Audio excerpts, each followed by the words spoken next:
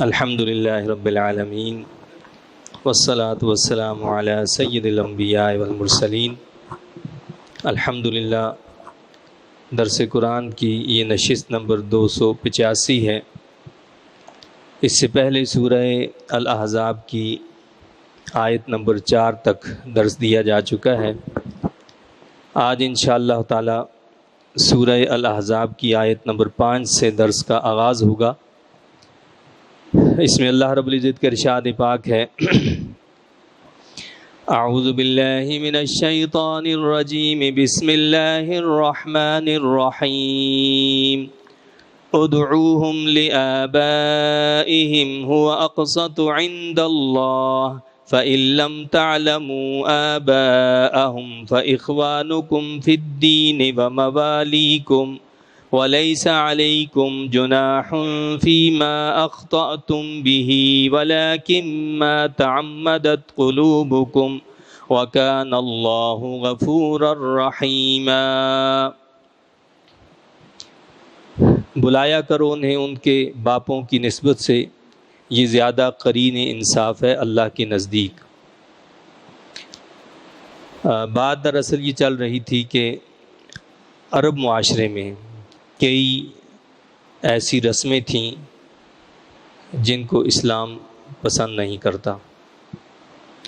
ان میں سے جیسے کہ ایک تو اس کا ذکر ہوا کہ وہ یہ کہتے تھے کہ اگر کسی شخص نے اپنی بیوی کو اپنی ماں یا بہن قرار دے دیا تو وہ ہمیشہ کے لیے اس کے لیے حرام ہو جایا کرتی تھی۔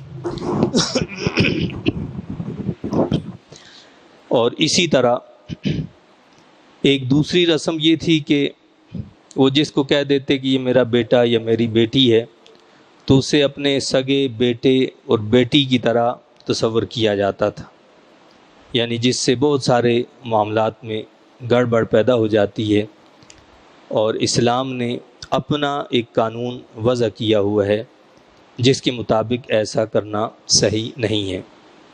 چنانچہ اسی سلسلے میں حضرت زید بن حارثہ رضی اللہ تعالیٰ عنہ کا واقعہ آپ کے سامنے پیش کیا کہ جب وہ اپنے والدین کے ساتھ واپس اپنے گھر نہیں لوٹے تو اللہ کے نبی صلی اللہ علیہ وسلم نے کعبۃ اللہ میں یہ اعلان کیا کہ یہ میرا بیٹا ہے، تو لوگوں نے اپنی رسم کے مطابق انہیں زید بن محمد کہنا شروع کر دیا۔ تو اللہ رب العزت نے چونکہ اس رسم بد کو ختم کرنا تھا، اس لیے اب دو ٹوک الفاظ میں واضح کر دیا اور فرما دیا کہ بلایا کرو انہیں ان کے باپوں کی نسبت سے، یعنی جس کا جو باپ ہے اس کی نسبت سے پکارو۔ زید جو ہیں وہ حارثہ کے بیٹے ہیں، تو زید بن حارثہ کو، نہ یہ کہ زید بن محمد، یعنی کسی شخص کے باپ کی نسبت کو بدلنا اسلام نے ناپسند کیا ہے اور اس سے روکا ہے، منع کہا ہے۔ ٹھیک ہے، اگر کوئی کسی کو اپنا منہ بولا بیٹا بناتا ہے، منہ بولی بیٹی بناتا ہے، تو وہ اس کے منہ بولی حد تک رہیں گے، یعنی اس سے قوانین شریعہ میں کوئی ترمیم یا تبدیلی نہیں ہو سکتی۔ اور ایسا نہیں ہو سکتا جس طرح آج ہمارے معاشرے میں بھی ہوتا ہے کہ اگر کسی کو لے پالک بنا لیا اور منہ بولا بیٹا یا بیٹی بنا لیا، یا بچپن میں ہی اس کو کسی سے لے لیا، تو اب وہ لوگ جو ہیں اپنے نام سے اس بچے کا نام یا بچی کا نام لکھنے لگتے ہیں، اس کے جو کاغذات ہیں، اس کے جو اسناد ہیں، ان میں اپنے نام کے ساتھ اس کا نام جو ہے وہ لکھوایا جاتا ہے۔ تو یہ غلط ہے، اسلام اس کی ہرگز اجازت نہیں دیتا ہے، اور حکم یہ دیا ہے کہ اس کا جو باپ ہے اس کی طرف اس کی نسبت کی جائے گی، اس کی طرف نسبت کی جائے گی۔ لیکن اگر بالفرض کسی کے والدین کا پتہ ہی نہیں ہے، قیدی ہم سے کسی نے اٹھا لیا اور اس کا پتہ ہی نہیں کہ باپ کون ہے، تو کیا کیا جائے؟ اللہ نے اس کے احکام بھی دیے۔ یہاں کیا فرمایا اللہ نے؟ بلایا کرو انہیں ان کے باپوں کی نسبت سے، یہ زیادہ قرین انصاف ہے اللہ کے نزدیک۔ اگر تمہیں علم نہ ہو ان کے باپوں کا تو پھر وہ تمہارے دینی بھائی ہیں اور تمہارے دوست ہیں۔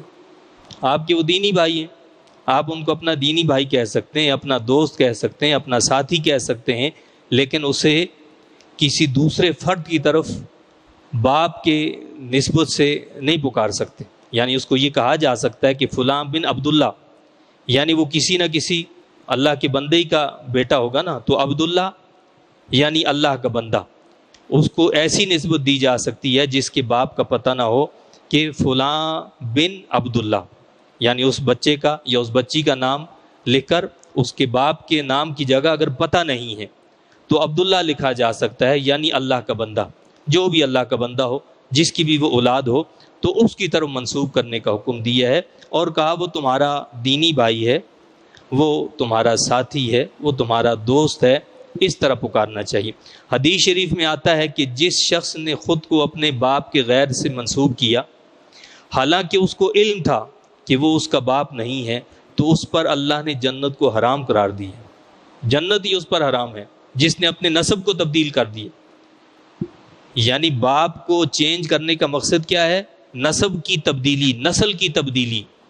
اس کی نسل کیا ہے، اس کا نسب کیا ہے، تو اسلام نسل اور نسب کے تحفظ کا بھی حکم دیتا ہے کہ نسل اور نسب جو ہے وہ بالکل صحیح اور کلیئر ہونا چاہیے۔ تو فرمایا کہ اگر ان کے باپوں کا علم نہیں ہے تو وہ تمہارے دینی بھائی ہیں اور تمہارے دوست ہیں۔ وَلَيْسَ عَلَيْكُمْ جُنَاحٌ فِي مَا أَخْطَأْتُمْ بِهِ وَلَكِنْ مَا تَعَمَّدَتْ قُلُوبُكُمْ، اور نہیں ہے تم پر کوئی گرفت جو تم نادانستہ کر بیٹھو، البتہ وہ کام جو تمہارے دل قصدن کرتے ہیں ان پر ضرور گرفت ہوگی۔ مقصد کیا ہے؟ ایک ہوتا ہے جان بوجھ کر کسی کو کسی کی طرف نسبت دینا، یعنی وہ اس کا باپ نہیں ہے، اس کے باوجود اس کی نسبت اس کے غیر باپ سے اس کو نسبت دی گئی تو یہ گناہ ہے، اور فرمایا کہ اس پر پکڑ ہوگی۔ لیکن ایک ہوتا ہے شفقت سے، پیار سے، محبت سے کسی کو کہا جاتا ہے کہ بیٹا، یا یہ میرا بیٹا ہے، تو اس میں کوئی حرج نہیں ہے۔ کیا فرمایا اللہ نے؟ اس میں کوئی حرج نہیں ہے کہ شفقت سے، محبت سے کوئی اگر ایسے الفاظ یا کلمات کہتا ہے تو اس کا مقصد نسب کو تبدیل کرنا نہیں ہے، نسب کے اندر کوئی تبدیلی کرنا مقصود نہیں، بلکہ صرف شفقت اور پیار کا اظہار ہے۔ لیکن وہ جو قصدن ہے، جو ہم ڈاکومنٹس میں باقاعدہ چینج کرواتے ہیں، تو اس کی پکڑ ہے، اور فرمایا کہ اس پر پوچھا جائے گا۔ وَكَانَ اللَّهُ غَفُورًا رَحِيمًا، اور اللہ تعالیٰ غفور الرحیم ہے، یعنی جو بغیر علم کے یا بغیر قصد و ارادہ کے انسان سے کوئی چیز ہو گئی یا اسے پتہ نہیں تھا ایسا ہو گیا، تو اللہ تعالیٰ غفور الرحیم ہے، اللہ معاف فرمائے گا، لیکن آئندہ کے لیے اپنی روش کو تبدیل کرنا اور صحیح کرنا ضروری ہے۔ تو اسی طرح جو جو بیٹا ہوتا تھا منہ بولا، تو اس پر جو شرعی احکام ہوتے ہیں وہ اس کو ایسے ہی تصور کرتے تھے، یعنی شریعت میں یہ ہے کہ اگر سگا بیٹا ہے تو سگے بیٹے کی جو بیوی ہے وہ اس کے باپ کی بہو ہوئی، تو وہ یعنی وہ جو منہ بولا بیٹا ہے اس کی بیوی کو بھی اس کی بہو تصور کرتے تھے، یعنی جس نے اپنا بیٹا قرار دیا تو اس کی بہو اس کو کہتے تھے۔ اور پھر شرعاً حکم یہ ہے کہ سگے بیٹے کی بیوی اگر بیٹا اس کو طلاق دے دیتا ہے تو وہ اس کے باپ کے لیے، یعنی جس بیٹے نے اپنی بیوی کو طلاق دی ہے وہ اس کے لیے حرام ہے، وہ اس سے کبھی شادی نہیں کر سکتا۔ اسی طرح وہ منہ بولے بیٹے کی بیوی کو اگر وہ طلاق دے دے تو وہ اس کا جو والد ہے اس کے لیے اس کو اسی طرح حرام تصور کرتے تھے جس طرح کہ سگے بیٹے کے لیے وہ حرام۔ تو اس طرح کے کئی دیگر مسائل ہیں، یا وراثت کے مسائل ہیں، جیسے سگے بیٹے کے لیے وراثت بنتی ہے، وہ اسی طرح منہ بولے بیٹے کے لیے بھی وراثت جو ہے وہ دیتے تھے کہ جی اس کو بھی اسی طرح وراثت ملے گی جس طرح سگے بیٹے کو دی جاتی ہے، جبکہ وراثت کے احکام اللہ نے خود عطا فرمائے ہیں جن میں رد و بدل کی ہرگز گنجائش نہیں ہے۔ اب اگلی بات جو اللہ نے بتائی ہے وہ کیا ہے؟ النبی اولی بالمؤمنین من انفسهم وازواجہ امہاتہم، نبی کریم صلی اللہ علیہ وسلم مومنوں کی جانوں سے بھی زیادہ ان کے قریب ہیں، اور آپ کی بیویاں ان کی مائیں ہیں۔ یہ نبی پاک صلی اللہ علیہ وسلم کا مقام اور آپ کا امت کے ساتھ جو قرب ہے اور امت کے ساتھ جو تعلق ہے اسے بیان کی ہے۔ کیا فرما؟ النبی اولا بالمؤمنین، اولا کا مطلب ہوتا ہے بہت زیادہ قریب، بہت زیادہ قریب، یعنی اس کا ایک مطلب یہ ہوا کہ نبی کریم صلی اللہ علیہ وسلم مومنوں کی جانوں سے بھی زیادہ ان کے قریب ہیں۔ نبی کریم صلی اللہ علیہ وسلم مومنوں کے دلوں کے اندر موجود ہے.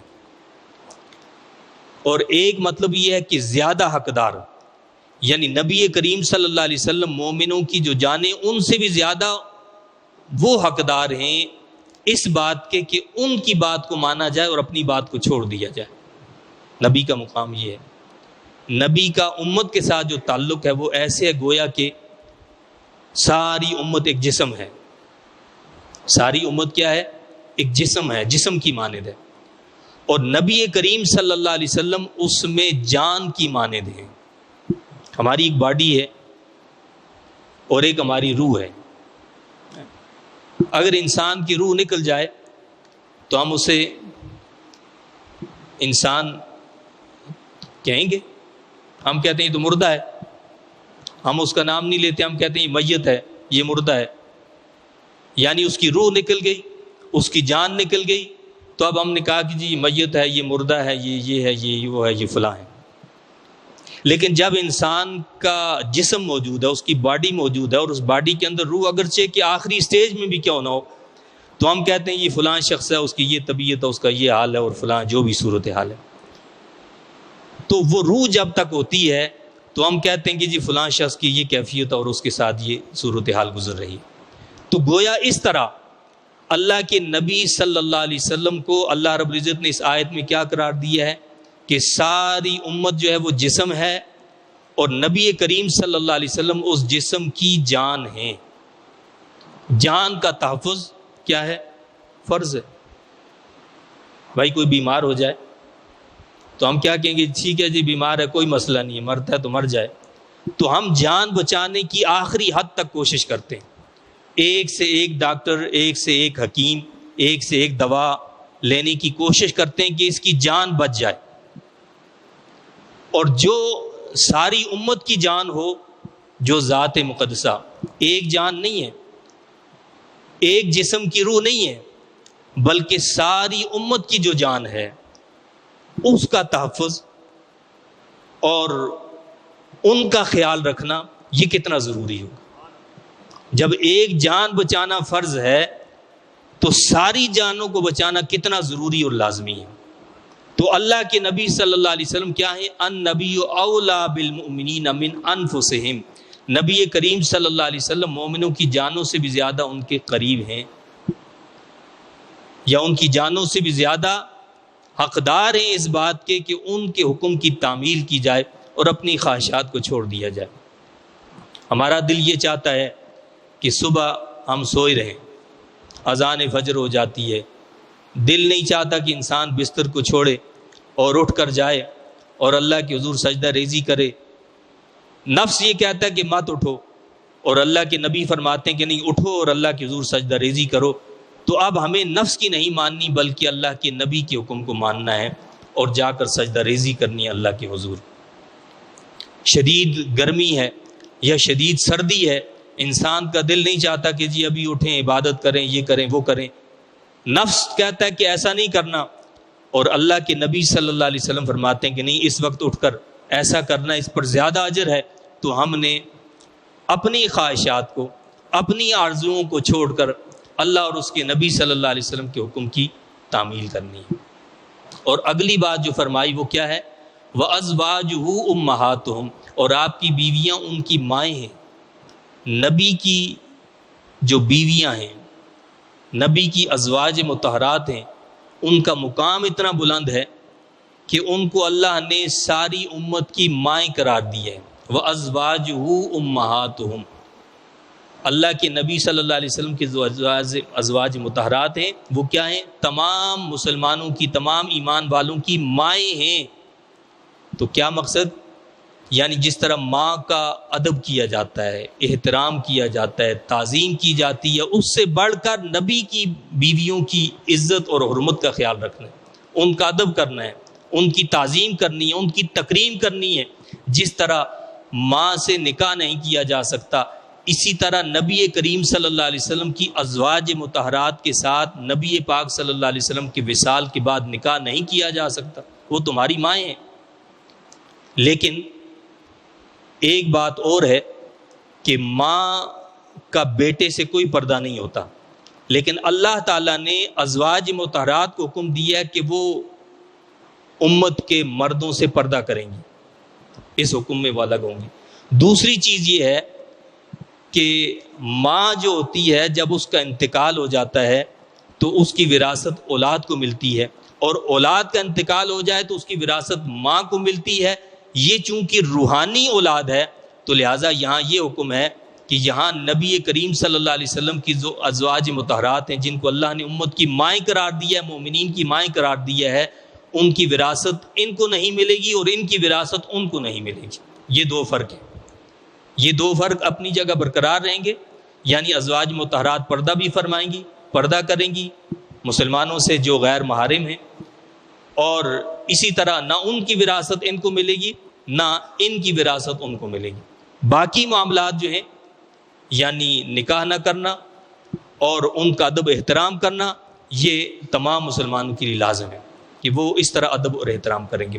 تو گویا اس سے یہ بات بھی واضح ہو جاتی ہے کہ نبی کریم صلی اللہ علیہ وسلم کی ازواج مطہرات کو تکلیف دینا، ایذا دینا، یہ سخت حرام ہے۔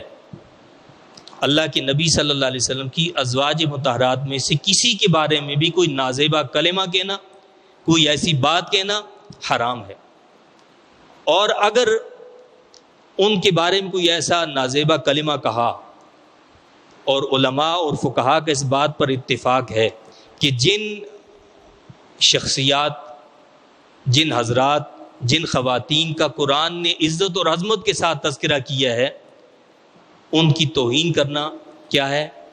یہ ممنوع ہے اور حرام ہے، ناجائز ہے۔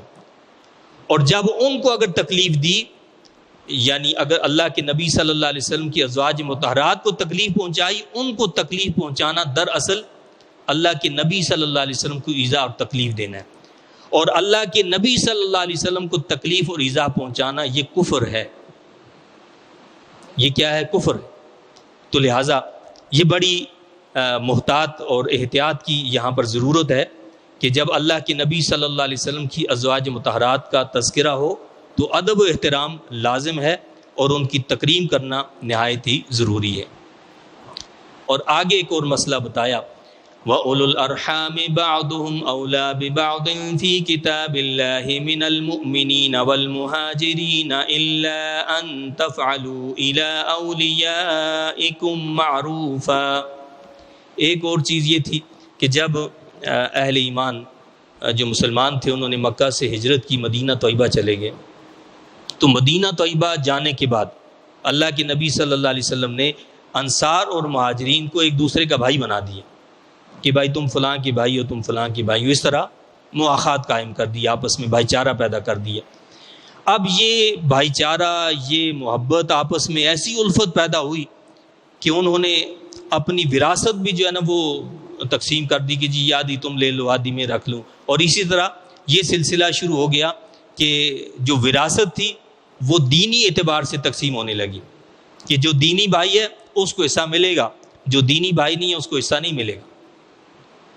تو دینی بھائی کو وراثت ملتی تھی، اور جو قریبی رشتہ دار ہوتا تھا اس کو اگر وہ یعنی دین میں وہ مسلمان نہیں ہے تو اس کو حصہ نہیں دیا جاتا۔ تو اللہ تعالیٰ نے اس رسم کو بھی ختم کر دیا۔ کیا فرمایا؟ اور قریبی رشتہ دار ایک دوسرے کے زیادہ حقدار ہیں کتاب اللہ کی روح سے عام مومنوں اور مہاجرین سے، مگر یہ کہ تم کرنا چاہو اپنے دوستوں سے کوئی بھلائی تو اس کی اجازت ہے، یہ حکم کتاب الہی میں لکھا ہوا ہے۔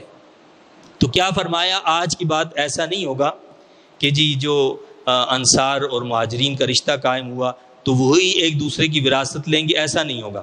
کیا فرمایا کہ وراثت وہی قریبی رشتہ دار لیں گے جس کا حکم اللہ نے دیا ہے۔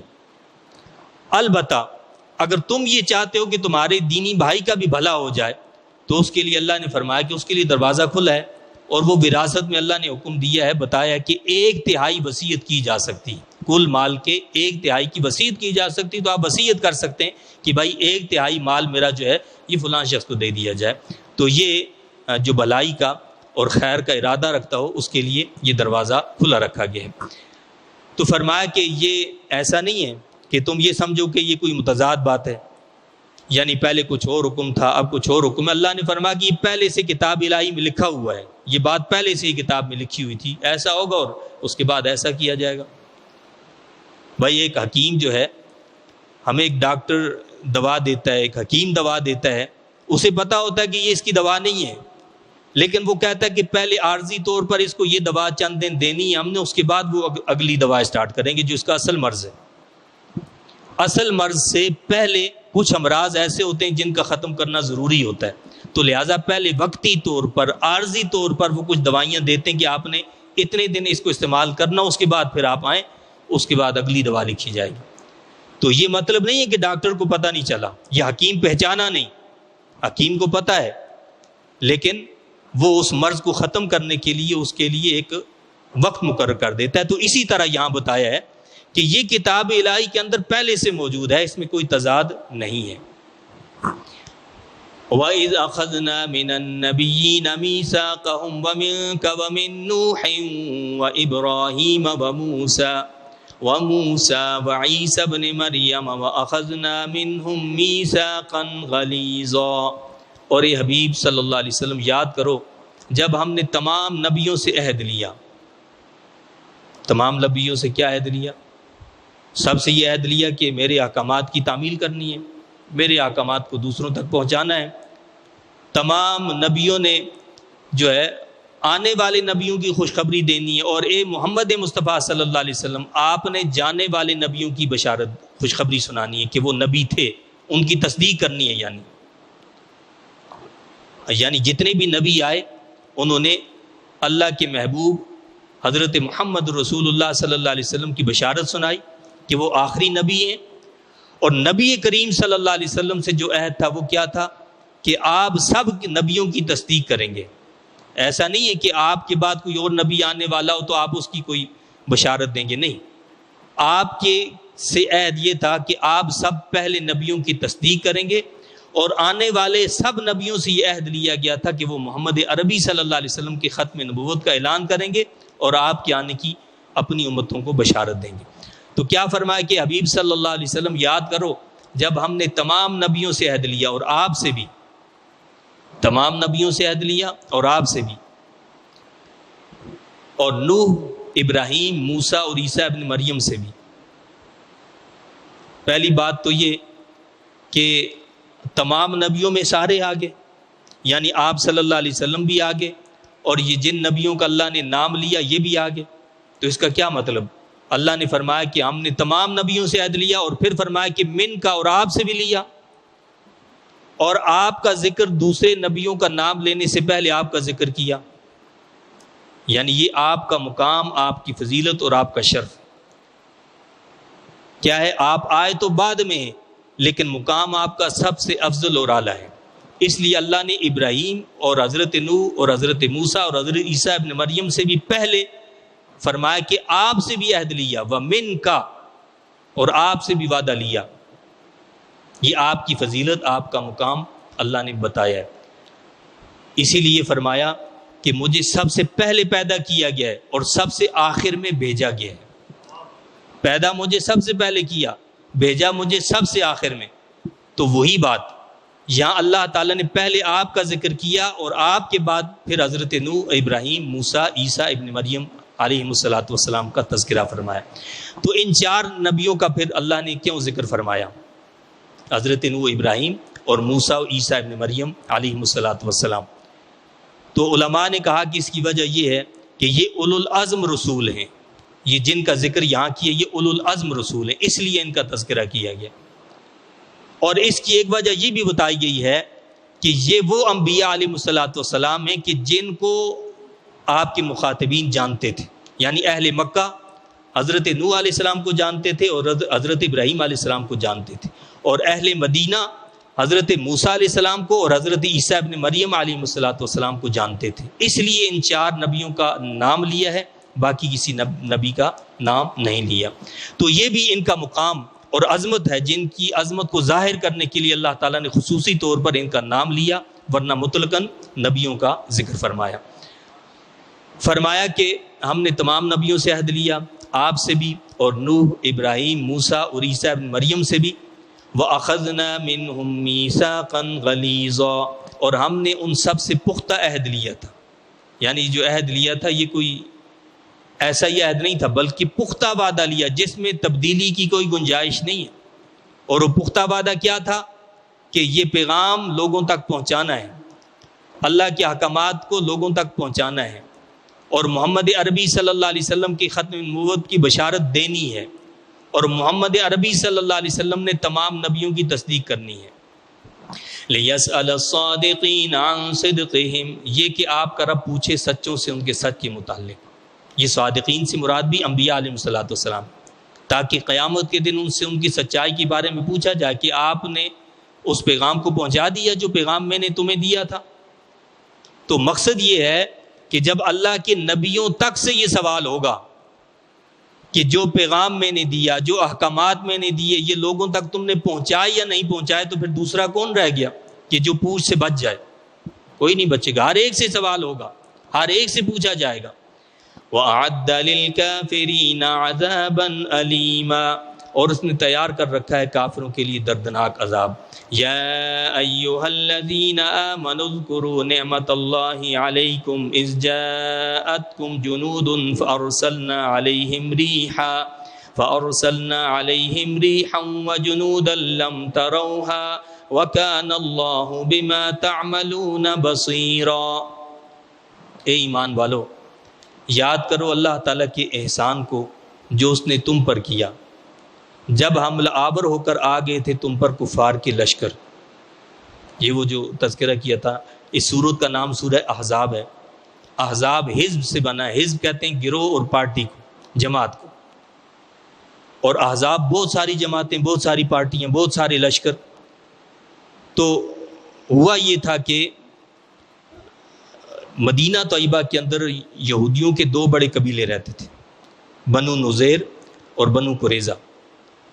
اور نبی کریم صلی اللہ علیہ وسلم جب مدینہ طیبہ تشریف لے گئے تو آپ نے ان سب سے معاہدہ کر لیا تھا کہ بھائی ہم سب مل کر رہیں گے، اور مدینہ طیبہ پر کوئی حملہ کرے گا تو ہم مل کر دفاع کریں گے. یہ ساری باتیں ہو گئی تھیں. اس معاہدہ کرنے کے باوجود جب انہوں نے یہ دیکھا، ویسے تو اہل مکہ مسلمانوں کے پیچھے پڑے ہوئے تھے، دوسرے سال ہی بدر کا جو ہے معرکہ پیش آیا، اس کے بعد پھر احد کا واقعہ ہوا. احد میں مسلمانوں کا کافی جانی نقصان ہوا. تو اس سے یہودیوں کے اندر ایک دلیری پیدا ہو گئی کہ جی ان کے اتنے 70 لوگ جو ہیں وہ شہید ہو گئے. تو لہٰذا انہوں نے معاہدے کے باوجود خلاف ورزی کس طرح کی. ایک مرتبہ اللہ کے نبی صلی اللہ علیہ وسلم بنو نذیر کے پاس ایک معاملے کے حوالے سے تشریف لے گئے اور ان سے گفت و شنید ہوئی. تو انہوں نے وہاں پر سازش بنائی، پلاننگ بنائی. پلاننگ کیا تھی کہ نبی کریم صلی اللہ علیہ وسلم کو شہید کر دیا جائے یہیں پر. اللہ نے اپنے حبیب علیہ الصلوۃ والسلام کو آگاہ فرما دیا اسی وقت، اور آپ صلی اللہ علیہ وسلم ان کے ہاں بیٹھے ہوئے تھے اور فوراً اٹھ کر چلے گئے اچانک ہی. تو جب آپ صلی اللہ علیہ وسلم چلے گئے تو صحابہ کرام بھی آپ کے ساتھ پیچھے آئے، اور جب وجہ پوچھی تو اللہ کے نبی صلی اللہ علیہ وسلم نے وجہ بتائی کہ اللہ تعالیٰ نے مجھے یہ پیغام بھیجا ہے. اور پھر اللہ کے نبی صلی اللہ علیہ وسلم نے ان کو پیغام بھیجا کہ تم نے غداری کی ہے اور معاہدے کی خلاف ورزی کی ہے، لہٰذا تمہیں اتنے دن کی مہلت دی جاتی ہے، تم مدینہ طیبہ چھوڑ دو. تو وہ تیاری کرنے لگے مدینہ طیبہ چھوڑنے کی. اس وقت کا جو قانون اور قاعدہ تھا اسی کے مطابق. تو منافقین چونکہ مدینہ طیبہ میں موجود تھے، عبداللہ ابن ابی منافق جو ہے اس نے ان کو کہا کہ تمہیں جانے کی ضرورت نہیں، کوئی مسئلہ نہیں ہے. اگر تمہارے ساتھ کچھ معاملہ ہوگا، یہ مسلمان تمہارے خلاف کوئی جو ہے حملہ کریں گے تو ہم تمہارے ساتھ ہیں، ڈرنے کی ضرورت نہیں، تم یہیں رہو. بولو ہماری زمینیں یہاں پر ہیں، ہمارے مکان یہ ہیں، فلاں ہیں، یہ وہ مدت جب گزر گئی تو اللہ کے نبی صلی اللہ علیہ وسلم نے اس مدت کے بعد جا کر ان کا محاصرہ کر لیا. مسلمان گئے، اور جب مسلمان وہاں پر پہنچے تو اب وہ منافقین اور وہ سارے جو ان کو کہتے تھے ہم تمہارے ساتھ ہیں، وہ سب بلوں میں گھس گئے، کوئی سامنے نہیں آیا. اور اس طرح جب انہوں نے صورتحال یہ دیکھی کہ اب کوئی چارہ کار نہیں ہے تو وہ خود کہنے لگے کہ جی اب ہمیں جو ہے وہ اجازت دی جائے کہ ہم مدینہ چھوڑتے ہیں. فرمایا کہ یہ تو اس وقت کی بات تھی جب تمہیں کہا گیا تھا تو تم نے اس مہلت کو قبول نہیں کیا. ہم ابھی بھی چلو تمہیں دیتے ہیں، لیکن اب مشروط ہوگی وہ بلا مشروط تھی کہ تم جو کچھ لے کر جانا چاہتے ہو، جو کرنا چاہتے ہو، اتنے دنوں میں چلے جاؤ۔ اب مشروط ہے۔ مشروط کیا ہے کہ اب جتنا سواری پر سامان جا سکتا ہے وہ لے کر جا سکتے ہو، باقی کوئی سامان لے کر نہیں جا سکتے۔ تو لہٰذا انہوں نے اپنی جانیں بچانے کے لیے جو ان کے ایک ایک سواری پر آ سکتا تھا لے کر چلے گئے۔ اب معاملہ یہ ہوا کہ یہ یہاں سے تو نکل گئے، کوئی خیبر کی طرف چلے گئے، کوئی شام کی طرف چلے گئے، ادھر ادھر چلے گئے، لیکن یہ یہودی جو ہے وہ ہے ہی غدار، دھوکے باز، اور اس کے دل کے اندر جو ہے سازش ہوتی ہے، سازشی ہے یہودی، ابتدا سے اول سے سازشی ہے۔ اللہ کے نبی جو ان کے نبی تھے، ان نبیوں کو انہوں نے تکلیفیں دی، تو ان کی سازشیں شروع ہو گئیں۔ تو لہٰذا انہوں نے کیا کیا کہ انہوں نے جا کر اہل مکہ کو ورغلایا اور ان سے کہنے لگے کہ ہم تمہارے ساتھ ہیں، یہ ہے وہ ہے، ان مسلمانوں کو ختم کرو۔ اہل مکہ کو جب ابھارا تو وہ خوش ہوئے، بھائی مدینہ کے رہنے والے لوگ ہمارے ساتھ ہیں۔ انہوں نے وہاں کی دیگر جو قبائل تھے، بنو غطفان اور دیگر قبائلی دور تھا، سسٹم تھا، ان سارے قبیلوں کو انہوں نے ملا لیا۔ تو گویا اس طرح بہت بڑا لشکر، یہودی، مشرکین اور دیگر قبائل عرب سارے مل کر مسلمانوں پر حملہ آور ہوئے، اور جتنے اب تک مسلمانوں کے جو جہاد ہوئے تھے، جو جنگیں ہوئی تھیں، ان میں سب سے سخت ترین جنگ جو تھی وہ یہ تھی، غزوہ احزاب، یعنی جسے غزوہ خندق کہا جاتا ہے۔ اب یہ سب مل کر حملہ آور ہوئے۔ اللہ کے نبی صلی اللہ علیہ وسلم کو جب یہ خبر ملی تو آپ نے بھی صحابہ سے مشورہ کیا۔ حضرت سلمان فارسی رضی اللہ تعالیٰ عنہ نے ایک تجویز پیش کی کہ خندق کھود دی جائے۔ اللہ کے نبی صلی اللہ علیہ وسلم نے اس تجویز کو پسند فرمایا اور حکم دے دیا کہ خندق کھودی جائے۔ وہ بہت گہری خندق اور بہت چوڑی خندق کھودی گئی، اور اہل عرب اس چیز سے ناواقف تھے، اہل عرب کو یہ پتہ ہی نہیں تھا، یہ ایک بالکل نئی چیز تھی۔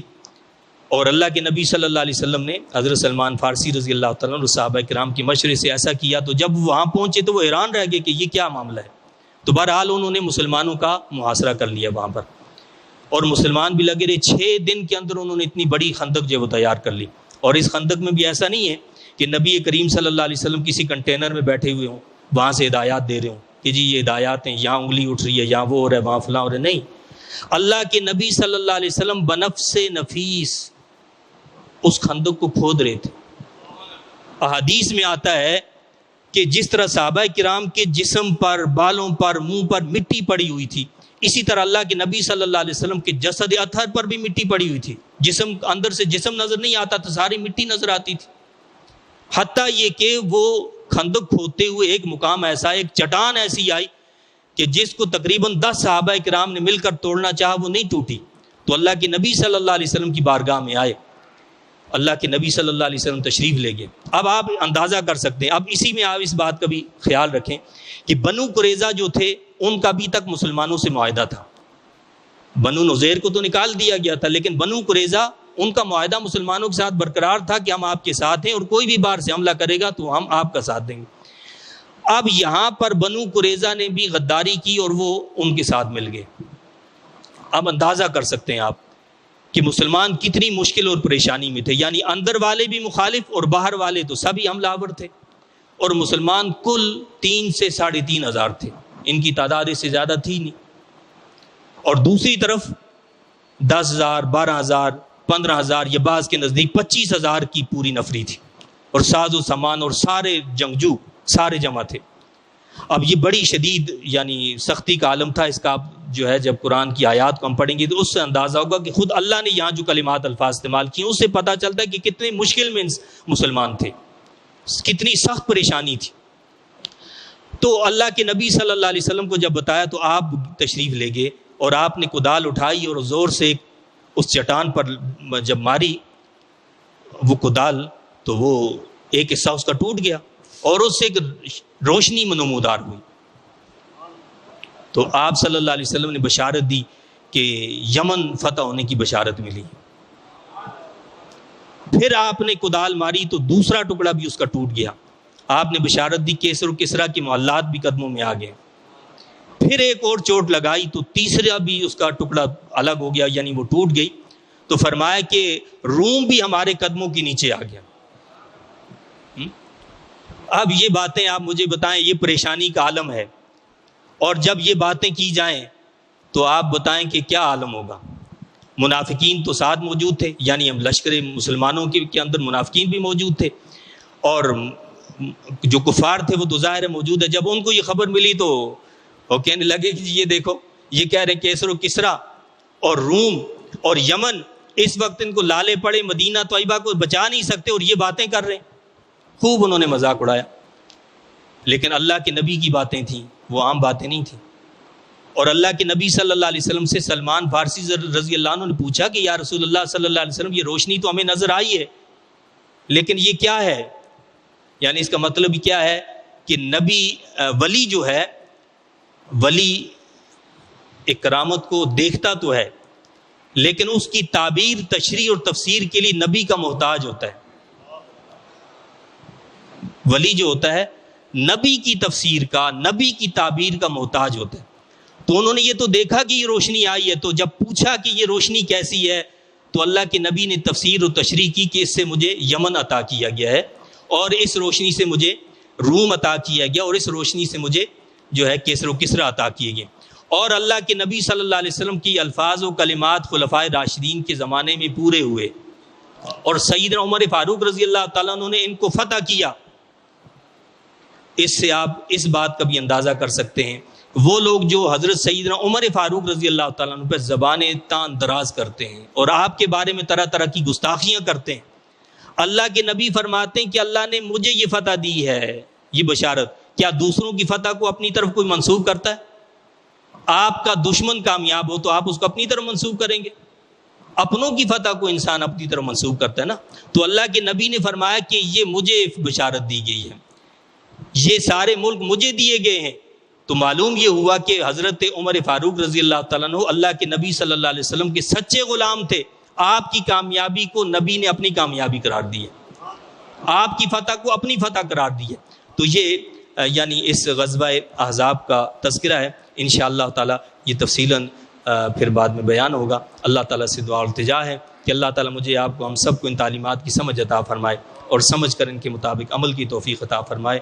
آمین۔ وآخر دعوانا الحمد للہ رب العالمین۔